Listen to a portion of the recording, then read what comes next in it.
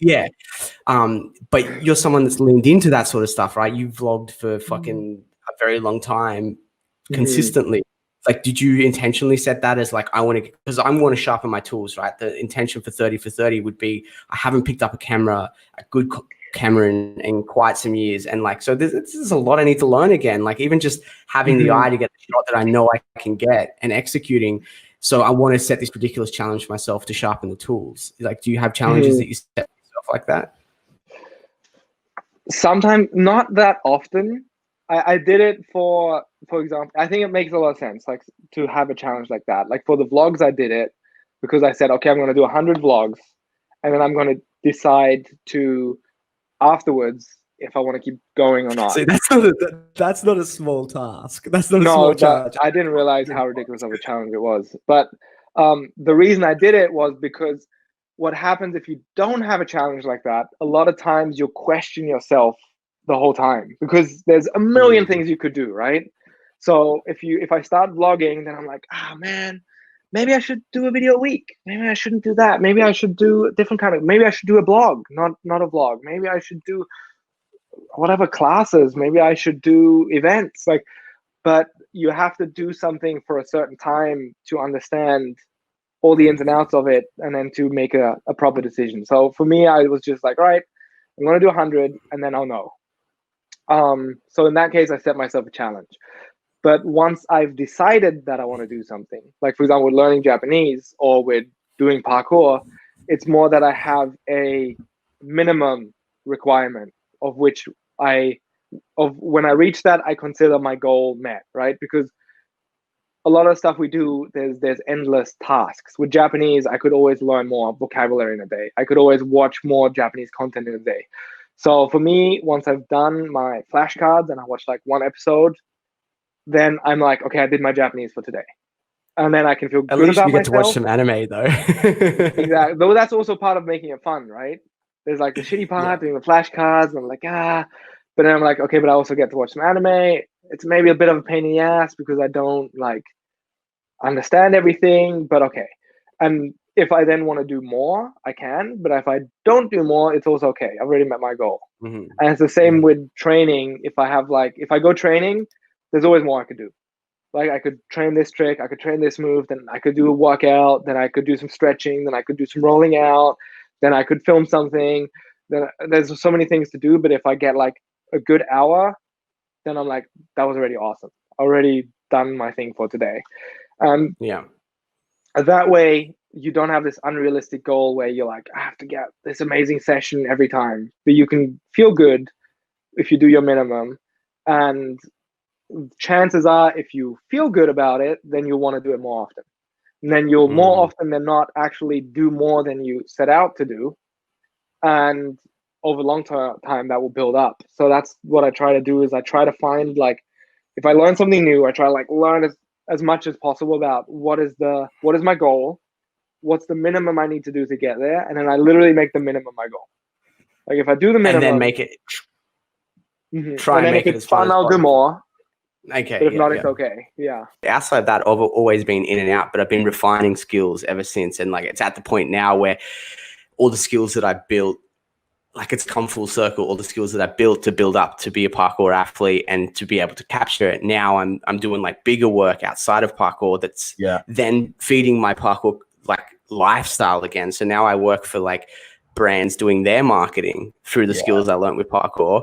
And so now I'm in a cool position now because I get to live the parkour lifestyle, but I don't have to make money from it. So I can do stuff like this, which is passion projects. But I feel like it's at the start of that hustle, because somewhere what I would like to see, like live streaming, like I've been talking about on my podcast, people should be doing more lives and lives. So I just went, fuck it. Why don't I do it myself?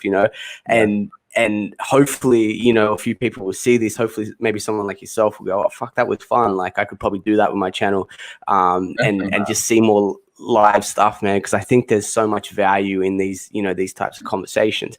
But okay. So this is how you started yours. But if someone was, Siri's trying to listen to me.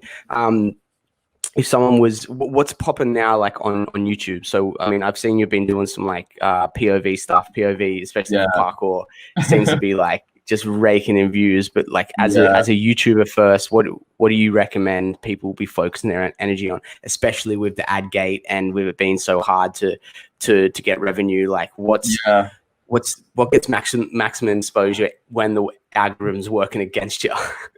I think for me, from what I've realized with everything on YouTube, I've been watching YouTube since I was like 9, and now I'm an actual YouTuber. Yeah.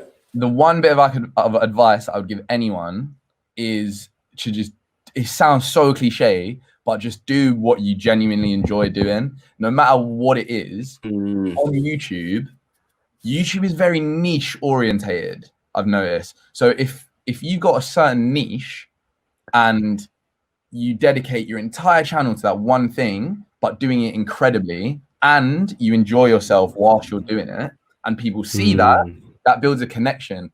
So, bro, I've seen channels on YouTube. There's a channel of a guy which is literally based on him mowing his lawn, like just cutting it. And he's so dedicated. And there's another one of a guy who has ant farms. There's a guy who literally just does ant farms. That's his whole channel. He makes it like a whole drama series about his ants and what they're doing, and his army of ants are battling this army of ants. And it's like, if you just document the thing that you enjoy and take people on a journey, an emotional journey. So it could be anything. Like with parkour, a great strategy that I have for coming up with ideas is, okay, and good content in general, is you give yourself an objective. So it could be anything. Like I did a video, ultimate parkour floor is lava in central London. So the idea, there was the one objective, get from one point to another point, don't touch the floor, and you document that whole process. And then what you end up doing is you document a whole journey. So you're documenting the emotional up and downs, the things that, like, the troubles that people face, the obstacles. And if you do that, you just end up creating content. And that's pretty much how a lot of TV shows are structured as well. They give people an objective, and they just document that process, and it ends up taking these people on a journey through whatever they're trying to do and whatever they're trying to achieve. So yeah, man, I think going back to your question, what should people be doing?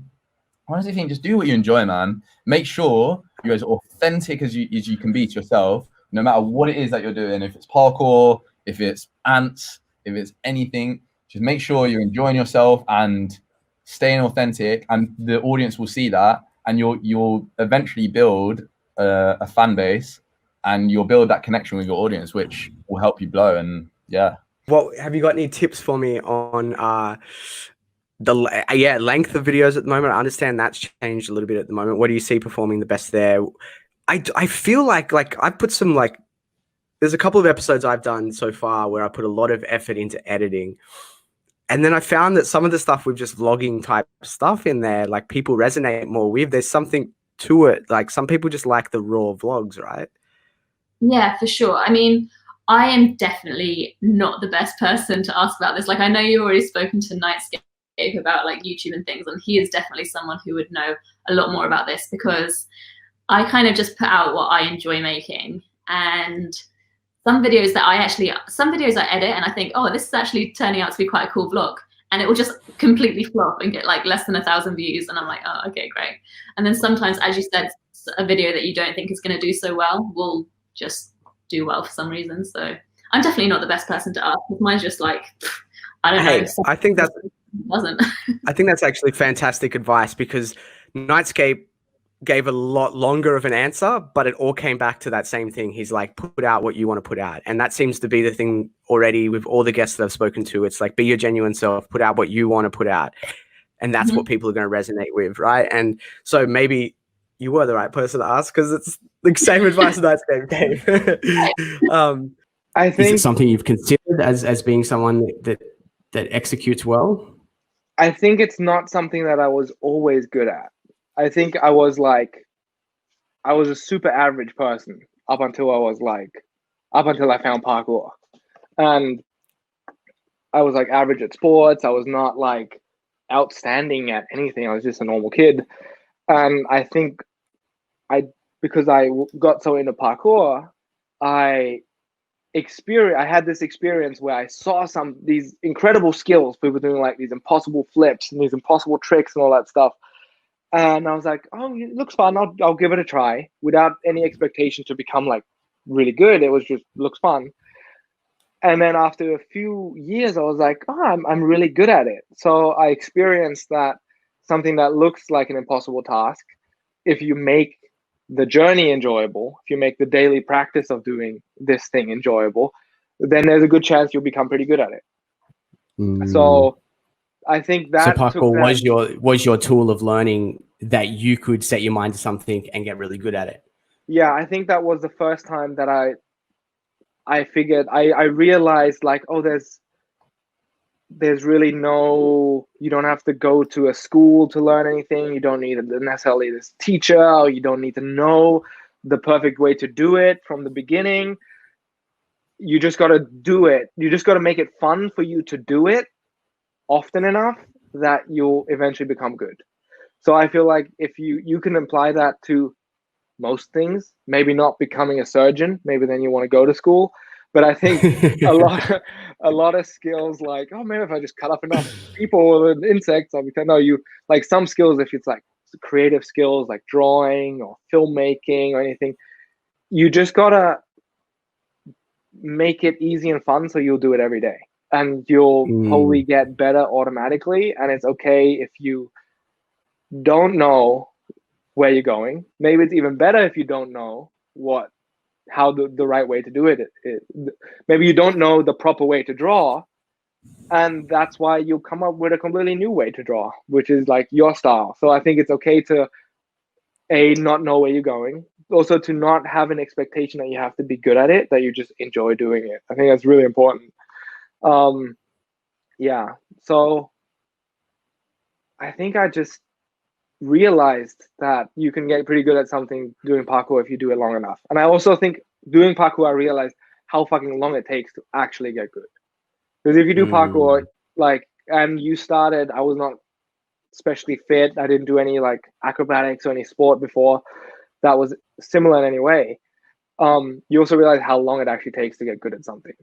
Like the first 2 years of doing parkour, I didn't do anything impressive. But then like once you hit a certain point, you're like, fuck, now I'm actually getting good. Well, it's very reflective of any skill building whatsoever, right? I mean, I'm sure you've read Mastery, Robert Greene, been down that rabbit hole. And yeah, I mean, very much that frustration period of not being very good can last a very long time.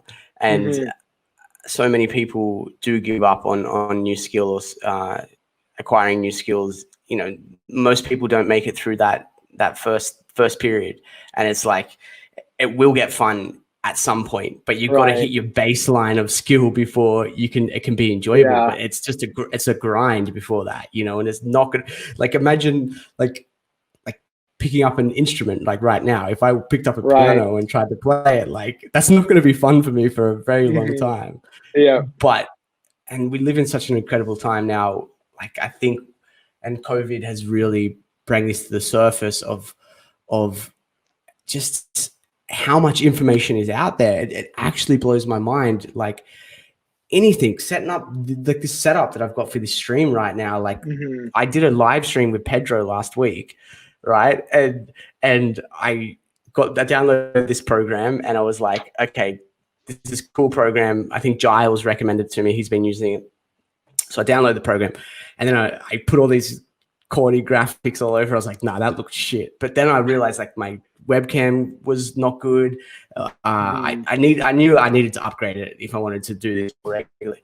And then I just went into fucking YouTube and I wrote like SteamYard, make my stream look better, you know? And, you know, like this is the second live stream I've done and you said it looks like Joe Rogan's fucking podcast. I'm like, yeah, bro. So it's like, it's all there, bro. Like literally YouTube's the biggest second search in the world after Google, who's owned by him. And so it's just like, how do I do this? It's all there.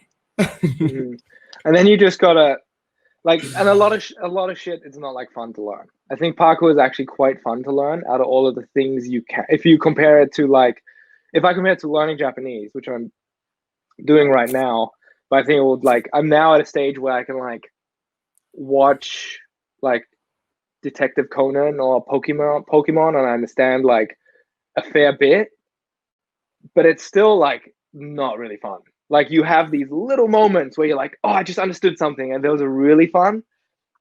But a lot of it is just like grinding. But you got to find a way to kind of make it a routine and make it enjoyable. I think that's really to make it this. How do I say it? How do I describe it? Like you gotta put yourself in an uncomfortable spot. Like it's gonna be uncomfortable. It's not gonna be like, it's not, you're gonna find this magic way and then you're gonna become good and it's gonna be pleasant the whole way through. You gotta be ready to be uncomfortable. That's the whole point of doing something new. Like to what is that super cliche saying? To get something you never had, you got to do something you never done, which is sounds super cliche, but in a way it's like, it's right. You got to be uncomfortable. You got to go out of your comfort zone to get something that's exciting or worthwhile or valuable. And it's gonna be uncomfortable and a bit of a grind. Like there's no other way, but you've got to try to make it fun. I think some people, they kind of it reminds me of this comedian, Chris D'Elia. He has this skit where he says like, when people watch a Hollywood movie, they all think they're the main character, right? If you watch like Terminator and Arnold Schwarzenegger does something cool, you're like, yeah, that's what I would have done. I would have like punched the guy in the face. Like you were like living through the movie as if you're the main character, but really, you're not really the main character. 99% of the people are just like, doesn't mean you're less of a valuable person, but if your life is not necessarily it's not going to play out like a movie. I think for me, when I'm training for a contest, when I was training for a contest, in my head, I was constructing like a movie, right? I'm like, this is the final boss. It's like a very clear narrative where you're like, I'm the hero in this movie. This is my training montage right now that I'm living through. I'm going to train my ass off, and then I'm going to do this trick, and I'm going to win the contest. And you imagine how it's going to happen. Play through it so many times. So when I did it in my head, I'm the hero of that movie, and the hero has to win. But of course, that can only happen for one person. And I think I always understood that this is something that I was doing to myself, that I was like hypnotizing myself because it was motivating me, but it was actually okay for me not to win because the challenge itself was making me stronger and better. And the main goal was still for me to just become a stronger, more capable, better person. And pretending I was in a movie helped me do that.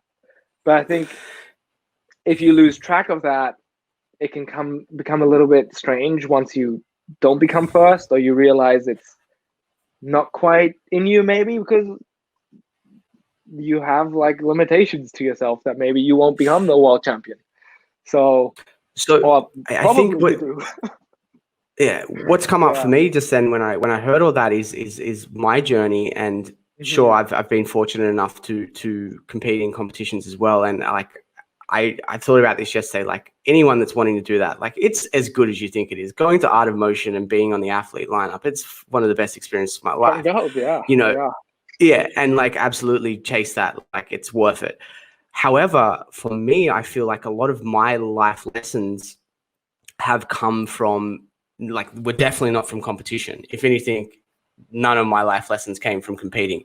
My life lessons and my growth has come from adversity or like my motorbike accident or my knee injury, But however, the lesson has been where the lesson I've gained from that was in experiencing this and then rebuilding myself using parkour as a tool. And that's why I think, because for me, I felt like parkour has been there for me through so many things, good and bad, right? And so when I see these people wanting to let go of it because they're not going to be the best, I'm like, hang on a second, you're missing half you're missing half of it, because you don't have to be the best to be getting the value of what parkour can teach you. For me, it was like, hey, I'm at rock bottom. I can't use my body right now, but I know through training that if I set my mind to it, I can overcome this obstacle, being physical, and through that gain so much experience and just like learn so much about myself.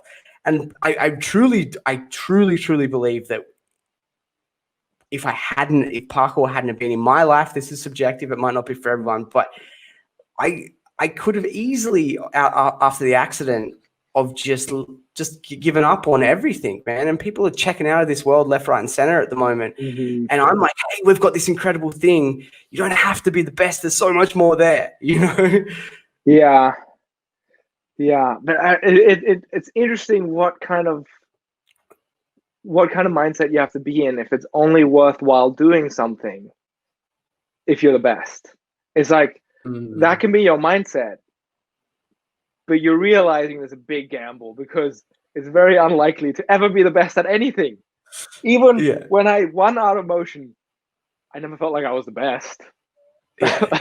Well, I mean, no one's dominated for a decade in parkour. You know what I mean? Like no one's won 10 Out of Motions. No. You know, it's like it's like UFC, man. Like people are on top of that sport for like a very short amount of time. You know, there's no such thing as the best fighter in the world. Have you ever heard people talk about the kind of, especially if they're like, especially if the video is 5 to 10 minutes long, and people are watching like 60 to 70% of that video, because when you've got the full attention of the person when they're watching on YouTube. But I think because people see that number, like once upon a time, 10,000 views on YouTube was a lot of views, right? Yes. But now people like now so many people like, and so I think a lot of people get caught up with this. They'll start putting content out on YouTube, and it's like some of my stuff, because I'm been so inactive on YouTube for so long, like some of my stuff gets like 200-300 views, you know. But for me, I understand, like if I want to build that, I'm just going to have to keep doing this and put it out, and then YouTube will start to trust me again after about maybe a month or 2 months, and then they might put me on a suggested feed, and then maybe one of my videos might go here or there. But that first bit of resistance, when people don't see that, you know, maybe they get 50 views or 100 views and just stop, that's never going to end up in that end result. You're never going to get there unless you break through that tension and keep posting. Yeah, because people are waiting for getting success, instant success. And Instagram is much easier. You go out and you have a phone, you just film something quick. People like to be swiping and see something quick. They watch it and nice, like. It means nothing. It's just to double tap. Sometimes I even double tap by accident because I'm already used to it. It means nothing. Like on YouTube, it's also good because you have live memories in video format. In Instagram is more like a small diary of what happened in that day. But in YouTube, you can create something that once you get old, you look back and you watch your videos and like, oh, this was a good day, this was a good week, this was good time, whatever, good summer. It's good memories. Don't just look at it as a way to grow and be thing. Just something for yourself. It's also good. Like very adverse to like repeating things, right? Like if you do something, you do it well, you're like, that's done. Like I want to try something new. No, it's even if I walk a certain way down a street and then I realize I have to go back, I will go the longer way around because I don't want to walk the same way back. I'd rather like have a different experience. Back in the day, you remember how Out of Motion they had a partnership with Mini, so there was always a Mini on the stage. For some reason, all the Russian athletes, because they couldn't speak English, they thought if you went Out of Motion, you get a Mini. So they thought because I had one or two events, I had like 2 minis, and I was like sorted, and I could sell them and all that shit. I was like, guys, I don't have a mini. They were like, what? I thought you get a mini. So people have these expectations like this is going to happen and then it's going to change my life forever, but That's not how I've seen it work. Like if someone becomes like well known, like someone like Dom, it's just grinding. It's like every day you got to do something. I think Dom set a new normal of what like the grind is within parkour. Like I think some people don't realize about Dom is that Dom's been doing what Dom's been doing for a lot longer than like nothing has changed with Dom. I met like, him 10 years ago. This year I've met Dom for 10 years. I met him 10 years ago. That's when you brought him to Thailand. Yeah. And back then we were all like, we give him 2 years before his body gives out. Back 10 years ago, we were like, yeah, I wouldn't bet on Dom being around for very long if he keeps jumping from that high onto go green. But yeah, he's still going. But even from the content standpoint, he's been daily uploading for like 6 or 7 years, and he was. I remember I used to share quite a lot of his stuff because I used to feel fucking bad for the guy. You know, like he'd reach out to me. He's like, "Hey man, can you share this on Farang?" Blah blah blah, and I'd be like, "Yeah, fuck yeah, I can," because man, like you've like 400 posts in, 300 posts in, you've got 2,000 followers. Like I'll give you all the fucking shout out I can get. You know what I mean? Like the grind with Dom was like he has been doing the same thing, and now he's got 1.2 million followers, and people see him with 1.2 million followers, and they go, "Oh, I want that. I want where Dom is now." It's like, well, are you willing to do that? Right. Exactly. Like you got to really look at people are like, "Oh, this is the dream." Like what that person's doing, and you're like, "Okay." Have a really good look at what that person's doing and then try to do that for a week. Like if you look at Dom and you're like, all right, I want to be a pro athlete like Dom or like Pasha or whoever you want to pick, Ed Scott, DK, Diddy, like I want to do what they're doing. I'm like, all right, just make a test and do that for a week. Like, I don't know, if take a week off from work, take a holiday, like when you have school holidays for a week, go like, all right, I'm going to pretend I'm Dom for a week. I'm going to try to upload a YouTube video at the end of this week. I'm going to edit it completely by myself. I'm going to film these clips. I'm going to post them all. I'm going to have a clip every day. I'm going to have a story of myself training every day. I'm going to try to make it interesting. I'm going to go out and do shit. Do that for a week and then see if you enjoyed it and see if you could go for another week.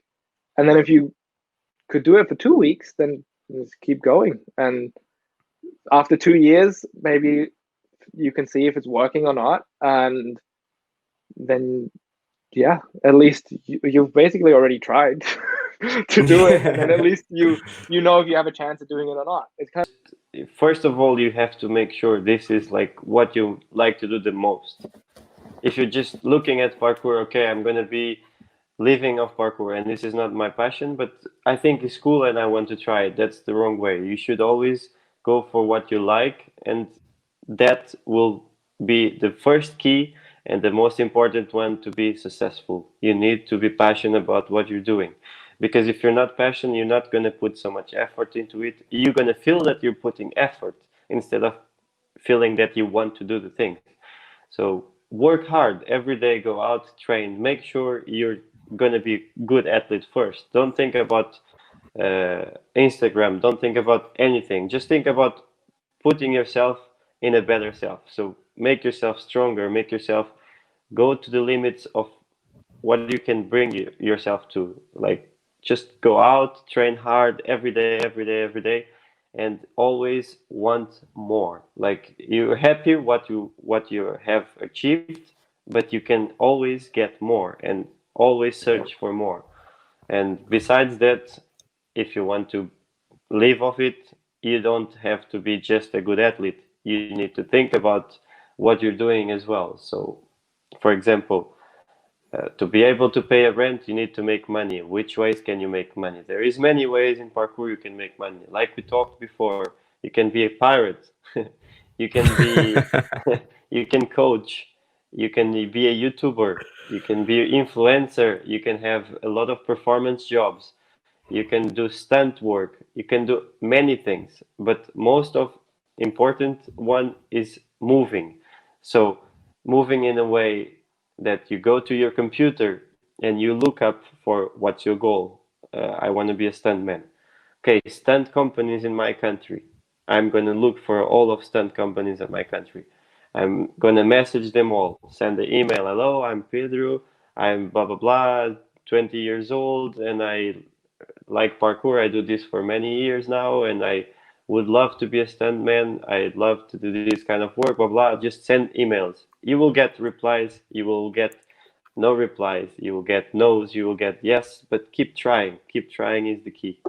Ninja Warrior UK, one of the finalist boys, he had a bunch of questions, which I'll be able to get through kind of quickly. But the ones for you were, why aren't you in Farang anymore? And are you 100% healed from your motorbike accident, which he donated to your fundraiser, by the way? Oh, thank you, Jacob. Well spent. No. Well, I hope that yeah, I mean, that fundraiser, man, was a big source of motivation of just like the way that I live my life these days, to be honest, because during that time, it was to know that many people had supported me for no particular reason, just for the goodwill. Oh, shit. Like very, oh, you there? It was extremely, yeah, it was humbling and inspiring and just like crazy. Like that whole scenario would have looked in a much different if that hadn't have happened. And so I don't know if it was the most healthy thing to use as motivation straight after the accident, because I don't know if it was, I don't know the right or the wrong way, but what I know is that one of the things that I thought about quite a lot, because especially when things like that happen, a lot of people come into your life when it first happens, and there's a lot of energy being pushed away. But then, like, I got home and like people stop messaging you or coming and visiting you, and it dies down. There's like this drop where it's sort of just like the reality of the situation kicks in. But the thing I had to come back to quite often, because my mental health did struggle during that time a lot. And the thing I came back to quite often was that I want to make sure that anyone who had donated money to that fundraiser was proud to do so. So I wanted to live my life moving forward in a way that if anyone had, like Jacob, which is really cool that he's asked that question and made that comment, like I want Jacob to maybe stumble across my Instagram at some point, or see my YouTube or see anything. It's not just about parkour, but just see the way that I've lived my life and be like, hey, I helped this guy out, out of the goodwill of my own heart. And obviously maybe he'd seen some Farang stuff and that, and he helped me out. And he's like, I'm happy that I did that, And so that was it was a big motivator for me to just make, a recalibrate. And it helped with my narratives of like a victim mindset, because it's very easy to, we've all seen stories we've all seen that scenario over and over again of people that let, something very traumatic or an accident happens to them, and it becomes their forever story, in a negative way. Yeah, it becomes part of their identity in a negative way, as a way to, I mean, they there's a blockage that comes with it that doesn't allow them to continue living their best self. And it's not everyone. There's so many versions of the opposite as well. But I didn't want to be that person that just sort of like mentions it over and over again and like started because the Thailand motorbike accident parkour guy. No, and so I just wanted to live the best way that I could, and make those people proud was basically it. And so that's that. The Farang situation, it's more complicated, but I've spent so much time giving thoughts to that as well. And I'm doing a lot of content at the moment. It's something that I'll approach on a level that is worth the time to give to at some point.